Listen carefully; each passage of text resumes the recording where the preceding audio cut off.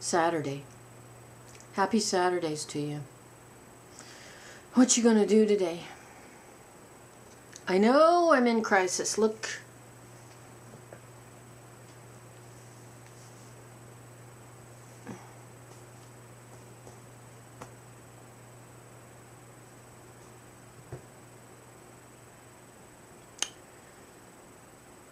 DanielSayWhat has asked us to do video responses on the things that we're afraid of or our phobias.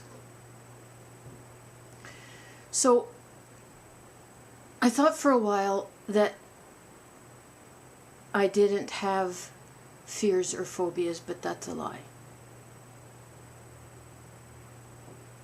I'm not a fraidy cat though. I can drive in downtown Toronto. I don't mind when I get lost. I have a map and I know how to read it.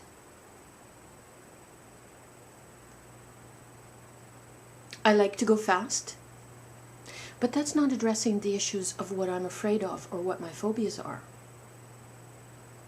I have to say I don't like bugs. And I don't like spiders especially. But if I have to, I can deal with them. And it wasn't until recently that a mouse made me hyperventilate. But you see, that's only on the inside of the house. Outside, they're cute. So I can't say that that's a phobia or really a fear, but I was surprised that it made me hyperventilate to have a house mouse. He's still moldering down in the basement. What else? Heights, I could say that I'm afraid or frightened. I'm apprehensive of heights. I don't like going up a stepladder, but I can do it. I can climb a ladder.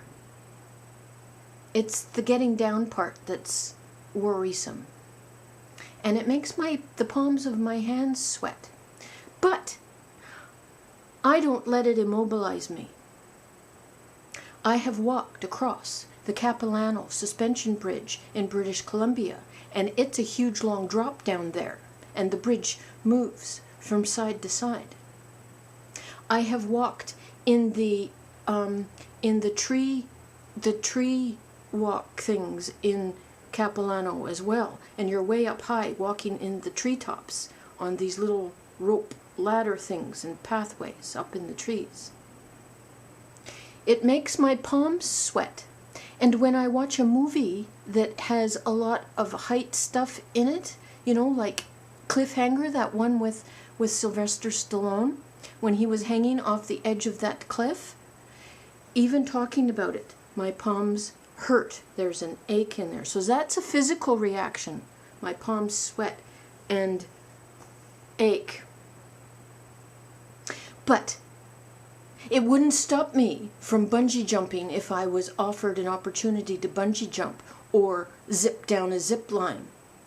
I might think twice about jumping out of an airplane and skydiving, but I might do it. What else? I used to be terrified of public speaking. And in 1985, I started a different type of job, and I had to give speeches, and I used to vomit before my speeches and get panic attacks until I learned techniques on how to fight that. And the first thing on how to fight the panic attacks for public speaking is to just do it. You just have to do it. Plus, you have to have a really good opening and a really good close for your speech. And all the stuff in the middle, nobody knows what they're going to hear. So if you have a panic attack and you're talking to 200 people, you just go to the end and say thank you very much. You can also curl your toes. That helps too. And I overcame it too by just doing it. And my last speech was to 2,000 people. I don't like movies about the devil. The Exorcist, all those years ago, changed me. I didn't like that. And I can get frightened in a movie, and sometimes a movie can make me jump in my chair, but then that triggers my funny bone because I think that that's hysterical. So it's one of those pain-pleasure things, you know? But I don't like movies where there's the devil's voice in the background. I think that's why I don't like Brian's horns. What else? If I was completely serious, I could say that I have a little phobia about my hairs. I don't like people touching them. And I don't like getting a haircut. And I think that goes back down to a self-image thing. That, you know, if you have a bad hair day, you're thrown right off. And if I have a bad cut, oh my God, look at it. If I have a bad cut, well, I get upset. And I really don't like. I'd rather go to the dentist. I've told you that before. So, are any of those really big fears or phobias?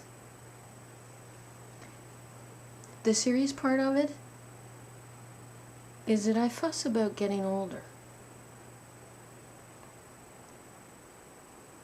I don't want to be alone. I don't want to be one of those little old ladies that's pushing her little cart all bent over and nobody wants to talk to in the grocery store.